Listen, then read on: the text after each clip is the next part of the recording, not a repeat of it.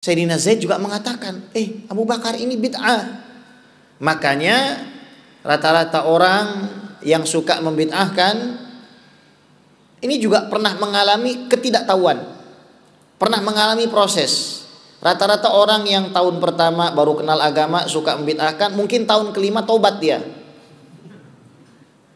berubah. Kan biasanya Wahabi wacana hanya bid'ah, dia berubah. Kenapa? Karena tambah bacaannya, tambah pengetahuannya, saudara. Tambah dia pengetahuannya itu. Akhirnya betul kata Sayyidina Zaid bin Thabit, rupanya yang nggak ada di sini ada di sini, dikumpulkan. Maka diperbolehkan bagi kita membuat hal-hal baru selama tidak bertentangan dengan Quran, Sunnah, Ijma' dan athar para sahabat.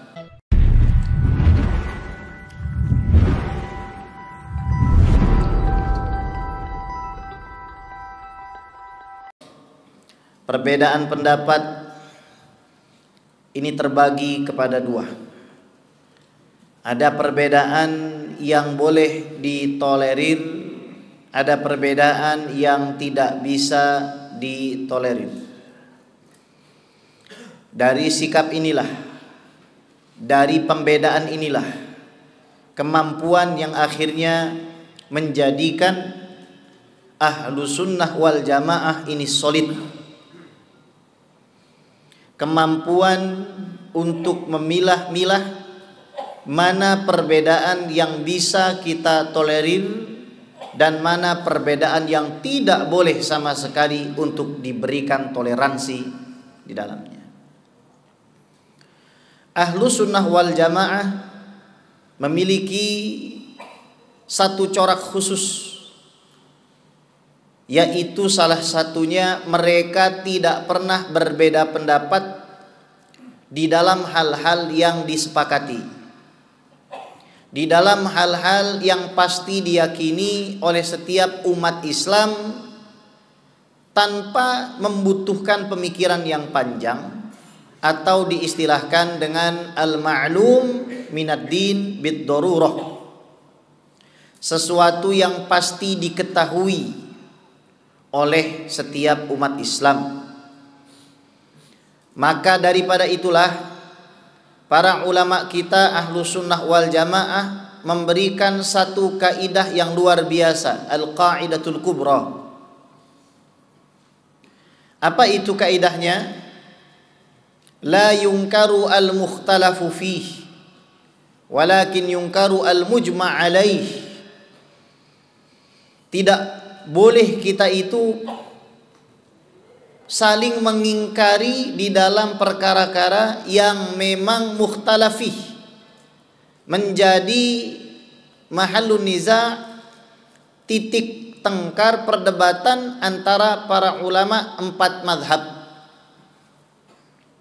antara ulama Asy'ariyah dan Maturidiyah, antara thariqah Sufiyah yang betul-betul mengikuti Al-Quran dan Sunnah Nabi besar Muhammad Sallallahu Alaihi Wasallam. Ini catatannya.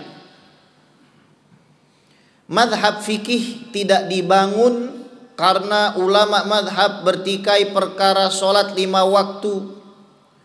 Madhab fikih tidak dibangun karena para ulama 4 madhab bertikai terhadap wajibnya puasa Ramadan, terhadap wajibnya zakat, terhadap wajibnya orang pergi haji bila dia mampu. Bukan itu. Akan tetapi ikhtilaf yang terjadi adalah bukan di dalam pokok-pokok agama. Di dalam ilmu akidah juga demikian. Tidak ada ceritanya ulama Asy'ariyah dan Maturidiyah bertengkar di dalam usulul akidah atau hal-hal yang menjadi pokok keyakinan. Thariqah Sufiyah pun mereka tidak mungkin keluar daripada akidah Asy'ariyah dan Maturidiyah. Tidak mungkin pun mereka keluar dari fikih 4 madhab. Dan tidak mungkin amalan mereka bertentangan dengan Alkitab wa Sunnah. Kalau kita tidak bisa membedakan mana yang masuk ranah perbedaan yang bisa ditolerir dengan perbedaan yang tidak boleh kita berikan toleransi di dalamnya, maka umat Islam ini tidak akan pernah solid. Solidnya pas lagi pilpres saja. Itu juga setelah melihat perkembangan keadaan, rupanya menyesal kenapa dulu kita ribut, kenapa dulu kita bertengkar. Padahal sejatinya hal ini bukan termasuk ke dalam ranah usuluddin, bukan termasuk ke dalam ranah pokok-pokok agama.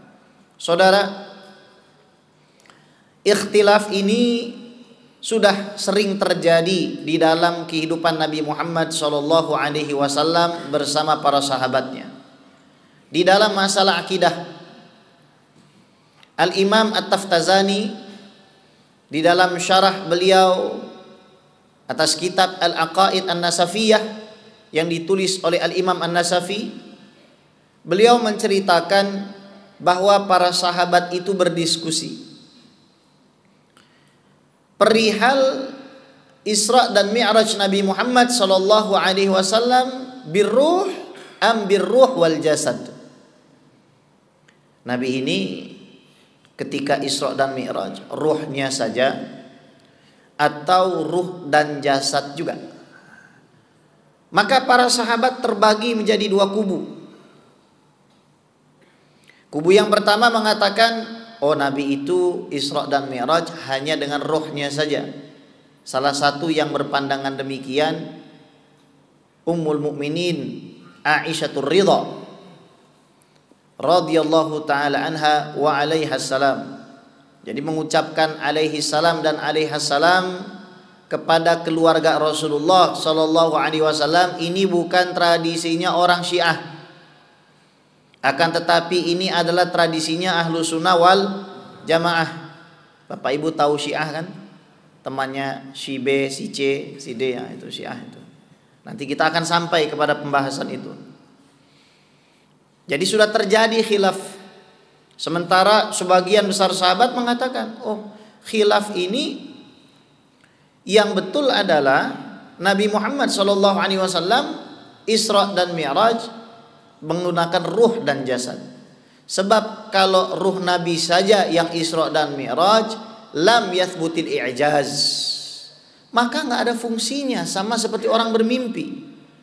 Kalau saya tidur di Pekanbaru kemudian saya bangun dan cerita saya baru bermimpi, ruh saya terbang pergi ke Masjidil Haram, pergi ke Masjidil Aqsa, pergi ke Sidratul Muntaha, bertemu dengan Nabi Adam sampai Nabi Ibrahim alaihissalam, masuk ke dalam neraka, melihat azab neraka, masuk ke dalam surga, melihat kenikmatan surga.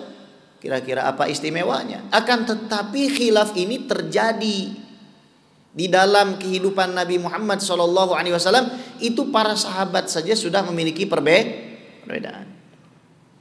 Tapi mereka tetap solid. Kenapa? Karena tidak menafikan daripada usul ataupun pokok-pokok keyakinan. Di dalam masalah fikih misalkan, Al-Imam Abu Dawud menuliskan Babut Thaharah, Kitabut Thaharah. Di situ diceritakan bahwa ada dua orang sahabat Nabi Muhammad SAW yang keluar untuk safar, membawa sedikit daripada air. Akhirnya mereka memutuskan untuk tayamum karena tidak menemukan air. Faqdanul ma' ba'da tolab. Sudah cari ke sana, cari ke sini, nggak ketemu air. Akhirnya mereka semua sepakat berdua untuk sholat. Setelah selesai sholat, melihat air. Yang satu tidak mengulang sholatnya, yang satu mengulang sholatnya. Akhirnya sepakat kalau kita pulang ke Madinah, kita laporan sama Sayyiduna Muhammad sallallahu alaihi wasallam. Ini sudah terjadi. Sama-sama ulama dari kalangan para sahabat. Kita adukan aja kepada Rasulullah ini. Datang ke Nabi Muhammad. Kata Rasulullah kepada orang yang tidak mengulang salatnya, laqad asabta sunnah wa ajza'atka salatuk. Kamu sudah menyepakati sunnah dan sholatmu itu sah, kamu berhak untuk mendapatkan pahalanya. Kemudian kepada yang mengulangi dikatakan laka ajrun marratain, kamu mendapatkan pahala 2 kali lipat. pahala melakukan sholat dengan tayamum, dan pahala melakukan sholat dengan berwudu. Ini terjadi. Perbedaan itu terjadi, akan tetapi mereka tetap solid, saudaraku. Hadis riwayat Imam Tirmidzi, Nabi Muhammad SAW punya jadwal rutin untuk menziarahi Masjid Quba. Jadwal rutin ini diabadikan di dalam Sahih Muslim, diriwayatkan oleh Siti Aisyah. Jadi setiap hari Sabtu Nabi itu ziarah ke Masjid Quba. Jadi Nabi punya rutinan juga, ke Masjid Quba, ziarah ke Baqi malam-malam, itu rutin. Ketika Nabi SAW ziarah ke Masjid Quba, ternyata ada satu fenomena di Masjid Quba itu. Di Quba itu ada seorang imam yang kalau ngimami selalu memulai baca surat Al-Fatihah, kemudian dilanjutkan dengan baca kulhu, baru surat yang lain. Rokaat pertama kulhu, surat yang lain. Rokaat kedua lagi kulhu, surat yang lain. Ini makmumnya pada protes. Imma an taqra'aha au tada'aha wa taqra' bi suratin ukhra. Pertama, kamu itu saya kasih pilihan, kami kasih pilihan membaca surat Al-Ikhlas saja atau kamu baca surat yang lain. Dia bilang, wallahi inni lan atrukaha, demi Allah saya nggak bakal ninggalin baca surat Al-Ikhlas, saya mau baca kulhu terus. Ini kan kabar gembira buat kita ya. Rakaat pertama inna a'toina, rakaat kedua kul. Ada nih sahabat rupanya rajin baca kulhu gitu kan. Cuma beda prinsip sama kita ini. Nanti kita lihat ini prinsipnya beda. Kalau kita kan gara-gara buru, beliau nih lain, saudaraku. Akhirnya datang Nabi Muhammad SAW. Ini para sahabat masalahnya ngelihat pemuda ini, orang ini adalah orang yang bacanya paling bagus. Ini nggak bisa digeser nih imam. Udah paling soleh, paling bagus. Cuma agak nyentrik. Kenapa? Sebelum baca surat lain baca kulhu. Terus dilaporkan kepada Rasulullah. Coba lihat reaksi Nabi. Nabi tidak mengatakan laqad ibtada'ta, laqad ji'ta bil muhdatsatil munkarah. Nabi enggak mengatakan kamu sudah melakukan bid'ah, kamu sudah mengada-ngadakan sesuatu yang mungkar, enggak. Nabi tanya, "Kenapa? Kenapa wahai sahabatku kamu setiap sholat selalu membaca qul huwallahu ahad?" Jawabannya sederhana rupanya. Li'anni uhibbuha. Karena saya ini cinta kepada qul huwallahu ahad. Dipuji sama Rasulullah, hubbuka iyyaha adkhalakal jannah.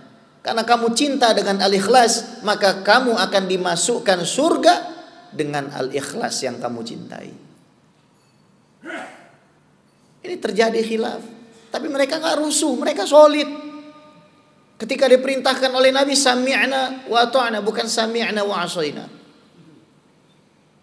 Kita lihat ketika Nabi Muhammad SAW wafat, terjadi perbedaan pendapat yang mengguncang para sahabat.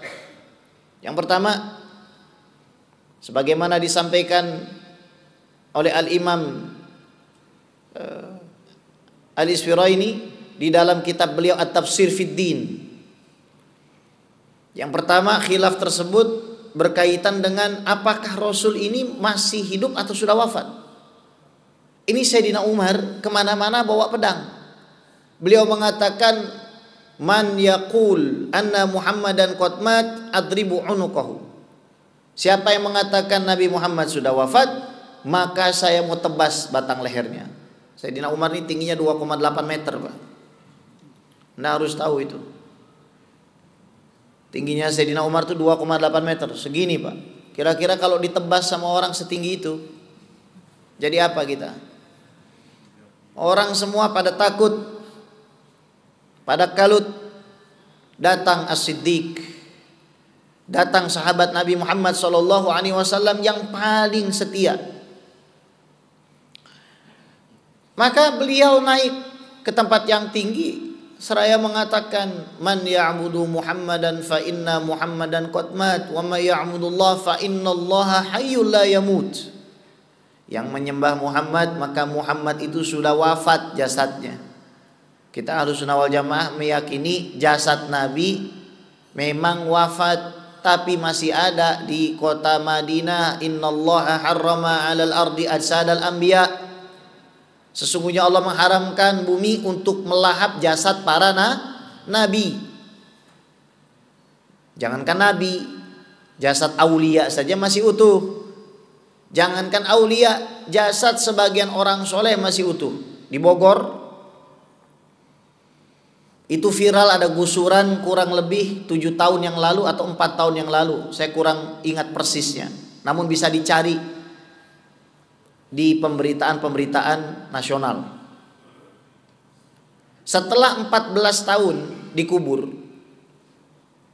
jasad 7 orang pengurus masjid, catat ya, pengurus masjid,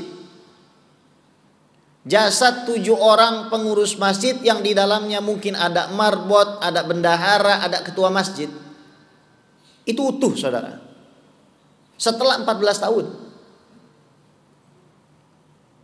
murid-muridnya udah pada tua, orang-orang yang sezamannya udah pada nggak ada, hanya tersisa sedikit saja, hanya tinggal murid-muridnya masih ada.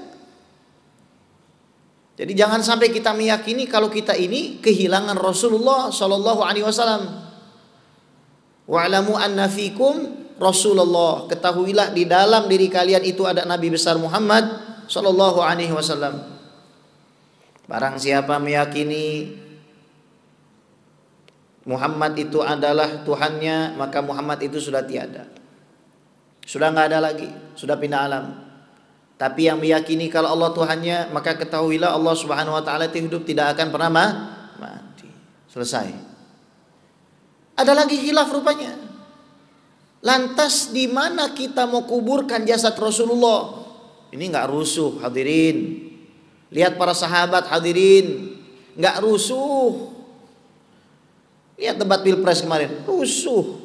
Baru debat Pilpres, ini jasad Nabi Muhammad Sallallahu Alaihi Wasallam diperebutkan oleh para sahabatnya. Debat RT RW aja rusuh, debat kecamatan aja rusuh. Akhlak yang diwariskan para sahabat Nabi ini membuat kita ini harus banyak berkaca. Bagaimana kita menyikapi fenomena yang terjadi di masyarakat, kembalikan kepada Allah dan Rasulullah. Bagaimana Allah Subhanahu wa taala mengajarkan kita, Nabi Muhammad sallallahu alaihi wasallam mengajarkan kita bagaimana da'bus salaf. Bagaimana sikap para salafus saleh di dalam menangani setiap fenomena pemikiran dan lain sebagainya itu. Orang Mekah bilang, jasad Nabi ini harus dibawa ke Mekah. 1, Nabi lahirnya di Mekah. 2, Ka'bah ada di Mekah. 3, Al-Quran pertama kali turun di Mekah. 4, manasik haji di Mekah. 5, istri Nabi di Mekah. 6, keluarganya di Mekah. Gak ada lagi alasan menguburkan Nabi kecuali di Mekah. Orang Madinah gak terima. Sabar. Madinah itu adalah tempat di mana Nabi berhijrah. Kalau Nabi Shallallahu Alaihi Wasallam naik kuda mau ke kota Madinah pulang dari safar, itu kencang sekali Nabi Muhammad itu mengayuh pelananya itu, saking cintanya dengan kota Madinah. Dan itu dalil hubbul watan, dalil kita harus cinta kepada kita punya negeri. Itu kata orang Madinah. Tiba-tiba datang orang Baitul Maqdis. Sabar. Baitul Maqdis itu ardul anbiya wal mursalin. Nabi Isra-nya dan Mi'raj-nya melalui mana? Baitul Maqdis. Di situ dimakamkan para nabi. Udah biasa kalau para nabi itu dimakamkan di situ. Padahal jarang orang tahu makam Nabi Ismail ada di mana? Tembok Ka'bah. Jadi orang yang tawaf itu mengelilingi makamnya Nabi Ismail. Jangan dibilang syirik pula. Syirik. Bid'ah. Dikit-dikit. Syirik dikit-dikit bid'ah. Bid'ah kok sedikit-sedikit kan begitu. Walhasil ribut.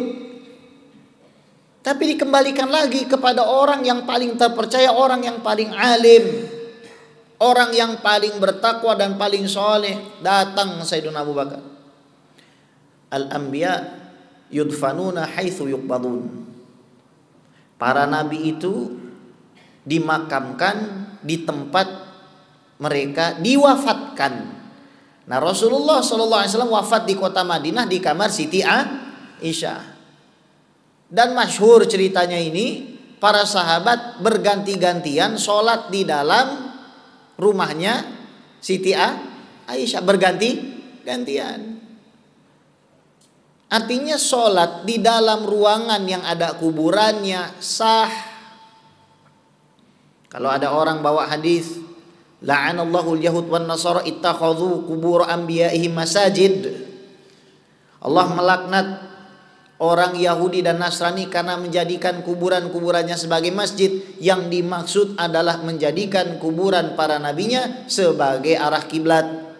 Kiblat kita tadinya ke sini, kuburan ada di sini. Orang Yahudi itu pindah, bukan menghadap ke Baitul Maqdis kiblat mereka, tapi menghadap ke kuburan para nabi-nabi mereka. Makanya mereka dilaknat.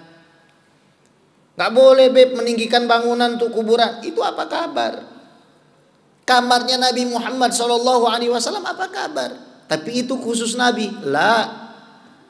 Ketika Sayyidina Abu Bakar meninggal, diletakkan di mana?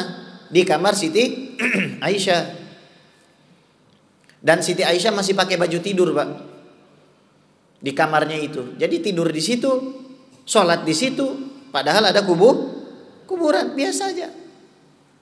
Tapi kalau kita bukan aulia, bukan ulama, jangan pula bikin kuburan dalam rumah, nanti nggak ada yang mau ziarah nih. Disangkanya kita bikin pesugihan nanti. Ya. Walhasil ketika Sayyidina Umar dimakamkan di situ, baru Siti Aisyah menembok karena malu kepada yang bukan mahram. Ini terjadi. Akhirnya para sahabat akur nggak? Akur. Rukun nggak? Rukun. Taat soalnya. Taat. Nggak bertengkar, nggak pukul-pukulan, nggak teriak-teriakan. Nah, datang lagi satu khilaf. Siapa yang menggantikan kepemimpinan Nabi Muhammad SAW? Itu orang pada berpolemik. Orang Mekah mengatakan orang Mekah lebih layak. Kemudian orang Madinah mengatakan Ansor lebih layak. Maka datang Sayyidina Abu Bakar mengatakan al-a'immatu min Quraisy. Pemimpin itu adalah dari suku Quraisy. Selesai khilaf. Maka dibaiatlah Sayyidina Abu Bakar Siddiq radhiyallahu taala anhu warda. Ini kita lihat, Pak, polemik ini terjadi gitu loh. Namun yang lebih lucu lagi, kita hidup di zaman di mana polemiknya tidak sebesar menentukan di mana Rasul dimakamkan.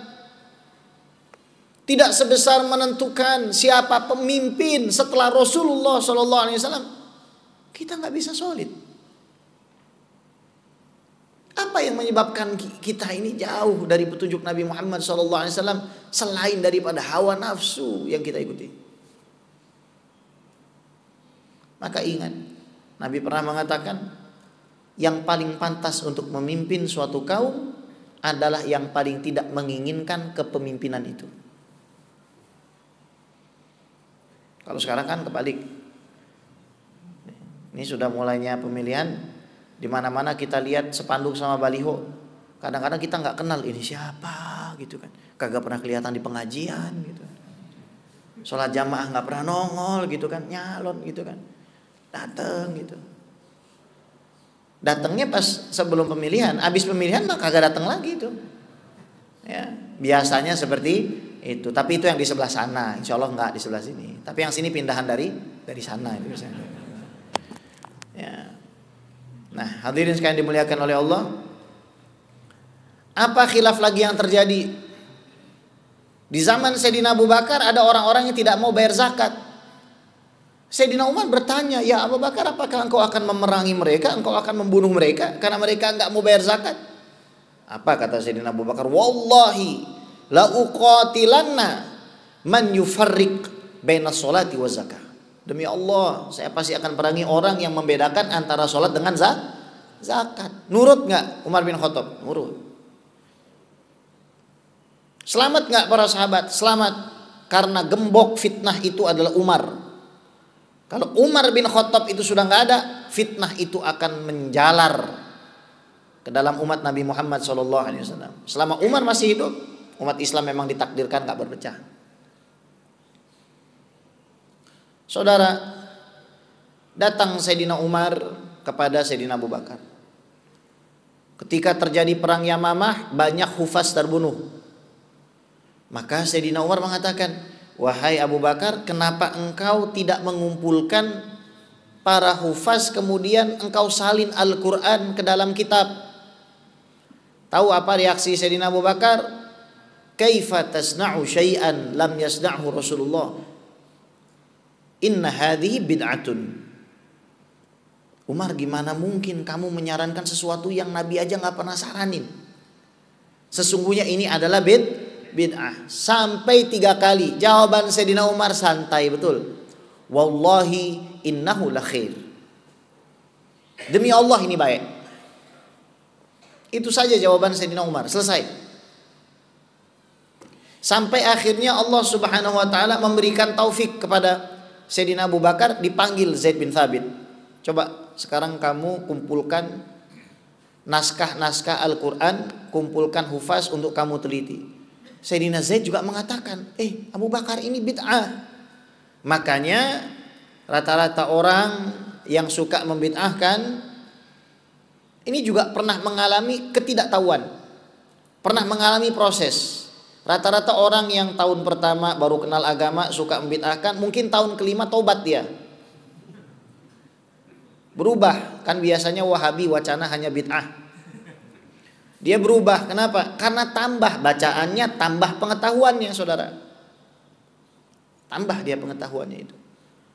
Akhirnya betul kata Sayyidina Zaid bin Thabit, oh rupanya yang gak ada di sini ada di sini, dikumpulkan. Maka diperbolehkan bagi kita membuat hal-hal baru selama tidak bertentangan dengan Quran, sunnah, ijma' dan athar para sahabat.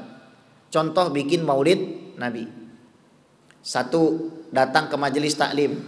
Hukumnya sunnah atau bid'ah? Sunnah.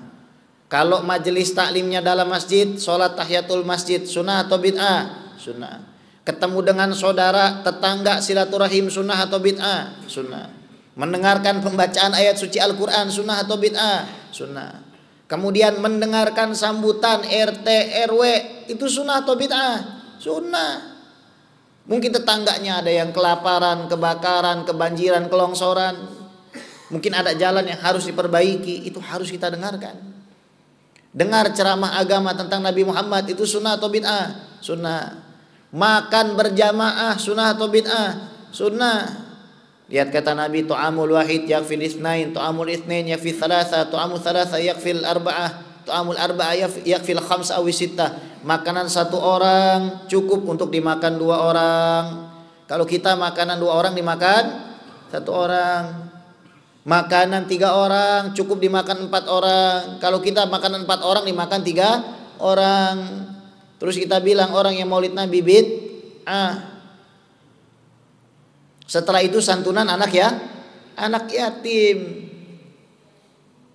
Ini memang tidak dilakukan Rasulullah. Habib, kenapa para sahabat tidak bikin maulid? Para sahabat bikin maulid tiap hari, hadirin. Kalau antum lihat ustuanah tiang-tiang di Masjid Nabawi, itu ada tiang yang khusus tempat nongkrongnya para sahabat, jagain rumah Rasulullah. Mereka pengen tahu apa saja kebutuhan Rasulullah. Maulid mereka setiap hari, syukur mereka setiap hari. Lah kita maulid Nabi setahun sekali. Nabi kan lahir di hari Senin, upacara di hari, menurut saya nanggung. Habis kita bangunlah jiwanya, bangunlah badannya, langsung ya Nabi salam alaika, kan begitu lebih bagus. Kalau kita menghadiri upacara dalam bentuk kesyukuran kepada negara, maka lebih wajib kita menghadiri maulid bentuk kesyukuran kepada lahirnya manusia agung Nabi besar Muhammad sallallahu alaihi wasallam. Akhirnya dikumpulkan Al-Quran. Jadi seperti sekarang. Ini terjadi khilaf-khilaf model begini, saudaraku. Takbiran. Di zaman Nabi nggak ada takbiran. Apalagi tarling. Takbiran keliling. Yang pertama kali takbiran siapa? Sayyidina Umar. Naik ke menara masjid di atas Mina. Takbir Allahu Akbar. Allahu Akbar. Apakah ada para sahabat kemudian marah, bid'ah sesat, saya tumpahkan nanti darahnya. Masya Allah. Ini hati-hati nih. Pokoknya Anda akan lihat orang yang suka memecah umat Islam ini, yang suka merusak dari persatuan umat Islam ini orang yang paling sedikit saham perjuangannya di dalam membangun kebesaran dan keagungan umatnya Nabi Muhammad SAW. Lihat salaman habis sholat. Zaman dulu ya, kita kalau habis sholat cuek aja mau salaman kanan. Sekarang kita mikir 2 kali. Ini tangan saya disambut apa enggak? Kadang-kadang kita udah begini.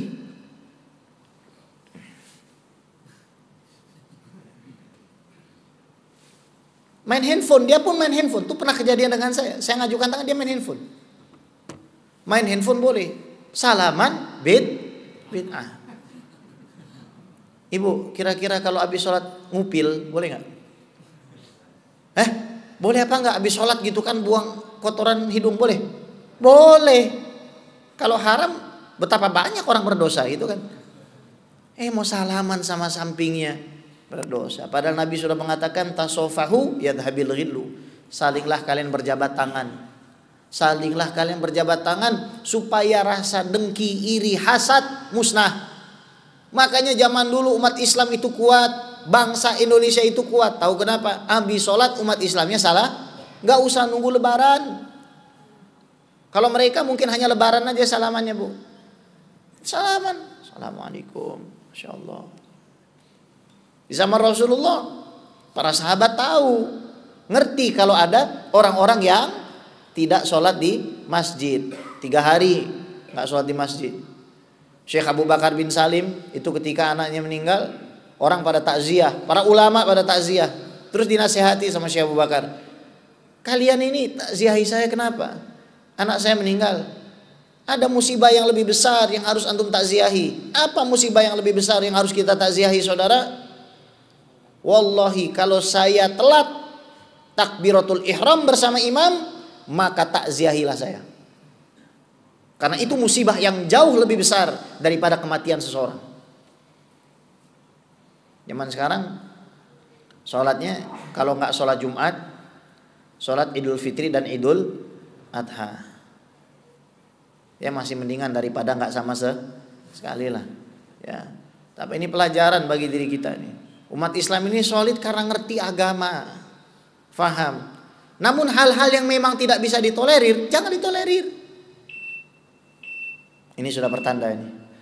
Ya, wajah-wajah antum sudah wajah-wajah prasmanan semua ini. Saya ini tidak tega melanjutkan. Ya, mungkin ya, sebentar lagi kemudian kita lanjutkan dengan tanya jawab. Silakan kalau ada yang mau tanya, nanti Bapak sendirian aja yang jawab. Ya, baik. Jadi kalau ada perbedaan yang nggak boleh ditolerir, jangan ditolerir. Contoh, orang-orang yang gemar melaknat para sahabat Nabi, melaknat istri-istri Nabi, itu jangan ditolerir akidahnya, jangan ditolerir penyebarannya. Harus kita halangi, harus kita dakwahi. Kalau bab muamalah harus baik, bab muamalah harus penuh dengan senyuman. Kita juga punya keluarga, ya. Dulu ya ada sebagian keluarga saya yang memang akidahnya seperti itu, melaknat para sahabat. Saya bilang nggak akan pernah sama kita. Jadi jangan dikatakan sama. Ahlu sunnah wal jamaah itu sangat memuliakan al-khulafaur rasyidun. Lihat, Nabi mengatakan atas Sayyidina Abu Bakar, uthbut ya Uhud, fa inna alaika syahid, fa inna alaika siddiq wa syahidan. Uhud, diam, karena di atas kamu ada 1 orang siddiq dan 2 orang yang akan mati syahid. Umar, Abu Bakar siddiq, Umar dan Utsman. Nabi bersabda tentang Sayyidina Umar, laukana ba'di nabiyyun lakana Umar. Kalau ada nabi setelah saya maka nabinya adalah Umar. setelah Sayyidina Uthman mempersiapkan Jaisul Usrah, memberikan 1000 ekor unta, kuda dan lain sebagainya, maka Nabi bersabda, ma dharra ma fa'ala Uthman ba'da hadzal yaum. Apa saja yang mau dilakukan Uthman bin Affan bebas, los. Gak akan terjadi apapun sama beliau. Sayyidina Ali bin Abi Thalib karramallahu wajhah. Dari Sayyidina Ali turun semua keturunan Nabi Muhammad sallallahu alaihi wa ala alihi wasallam. Maka jangan kita biarkan orang-orang ini ada. Khilaf yang tidak boleh kita biarkan, mengatakan bahwa Allah Subhanahu wa taala itu punya tangan, kaki, betis. Yauma yukshafu an saq. Di dalam Al-Quran dikatakan pada hari itu disingkapkan saq. Kata mereka Allah menyingkapkan betisnya. Jadi Allah ini sama dengan Egy Maulana Putra, sama dengan Asnawi, sama dengan Cristiano Ronaldo, punya betis, Pak. Ini gak bisa dibiarkan. Allah meletakkan kakinya di neraka. Allah punya kaki. Allah duduk. Saya dikatakan duduk, Pak, karena menggunakan, mohon maaf, dubur. Kalau saya berdiri begini, Bu, ini saya duduk nggak? Nggak. Jadi ketika ada orang mengatakan Allah Subhanahu wa taala duduk di atas arsy, secara langsung dia mengatakan Allah punya tapi tidak berani bicara langsung. Allah dikatakan punya tangan, Allah dikatakan punya wajah. Kira-kira wajah bisa nggak nyambung sama tangan tanpa leher? Nggak bisa. Nah ini bahayanya nih. Jadi apa yang memang tidak boleh kita tolerir, jangan ditolerir. Namun dalam ranah muamalah, idfa' billati ahsan. Kalau kita debat sama orang gitu kan, jangan lupa sediakan makanan dan minuman. Mungkin dia lapar, makanya marah-marah kan begitu. Akhlak itu harus kita kedepankan. Karena kalau kita tidak mengedepankan akhlak, apa bedanya kita dengan orang-orang yang gak paham agama? Jadi lihat Imam Syafi'i pernah mendebat seseorang sampai malu, Ibu. Kalah malu. Imam Syafi'i itu mengatakan apa? Ma jadaltu aliman illa ghalabtuhu wa ma jadaltu jahilan illa ghalabani. Saya kalau debat sama orang alim pasti menang. Saya cuma kalah sama orang bodoh. Menang karena yang didebat orang alim. Nggak mau ketemu Imam Syafi'i. Dikejar, Pak, sama Imam Syafi'i, Pak. Dipeluk, Pak, sama Imam Syafi'i. Dikatakan hal la yastaqim lana an nakuna ikhwana wa illam nattafiq fil masalah. Saudaraku, mengapa kita tidak bisa jadi saudara meskipun kita mungkin nggak sepakat dalam satu permasalahan? Ini yang menyebabkan kita solid. Maka kita jadi Ahlussunnah wal Jamaah itu bukan buat ngaplingin surga, karena Nabi sudah mengatakan ummati syatru ahlil jannah. Umatku adalah separuh ahli surga. Berarti mayoritas atau minoritas? Mayoritas. Ini ada kelompok minoritas bilang masuk surganya kelompok dia aja. Emangnya nggak bosen dia? Surga itu luas. Coba di Pekanbaru tinggal 1 orang aja, enak apa nggak? Kita, meskipun kita adalah at-taifah al-mansurah, kelompok yang ditolong sama Allah, kelompok yang dijanjikan oleh Allah Subhanahu wa taala dan Nabi Muhammad sallallahu alaihi wasallam, fasawfa ya'tillahu biqaumin yuhibbuhum wa yuhibbunah. Akan datang satu kaum yang Allah cintai dan mencintai Allah. Kata Nabi, hum qaumuka ya Aba Musa. Mereka adalah kaummu wahai Abu Musa al-Asy'ari, kakek-kakek buyut daripada Imam Ahlussunnah wal Jamaah Al-Imam Ali bin Ismail Abul Hasan Al-Asy'ari. Maka saudaraku, jaga solidaritas kita menghadapi tahun pemilihan ini. Yang harus kita perbanyak itu bukan debat, akan tetapi munajat. Kita paham ad-du'a silahul mu'min. Doa itu adalah senjata orang beriman. Ad-du'a mukhul ibadah. Doa adalah otaknya ibadah. Ad-du'a huwal ibadah. Doa itu adalah sama dengan ibadah. Tapi yang kita perbanyak bukan doa dan munajat, akan tetapi ricuh dan berdebat. Kalau kita memang cinta kepada bangsa ini, kenapa kita tidak mau sholat hajat untuk bangsa ini? Kita tidak pernah sholat hajat untuk bangsa Indonesia ini. Kalau kita memang cinta dengan saudara kita di Palestina, kita tidak pernah sholat hajat khusus untuk mereka. Meskipun itu 2 rakaat. Yang kita sholatkan adalah sholat duha, karena la faqra ma'a duha, karena kita tidak pengen miskin dan fakir. Terus kita merasa apa yang terjadi di Palestina itu dosa mereka. La wallah, itu semua karena dosa saya dan dosa kita semua.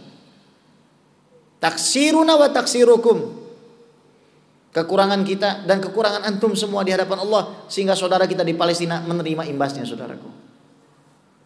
Dan kita di sini tidak mau berdoa, tidak mau apa? Untuk sholat hajat. Padahal kata Nabi, wasta'inu bisobri wassalah.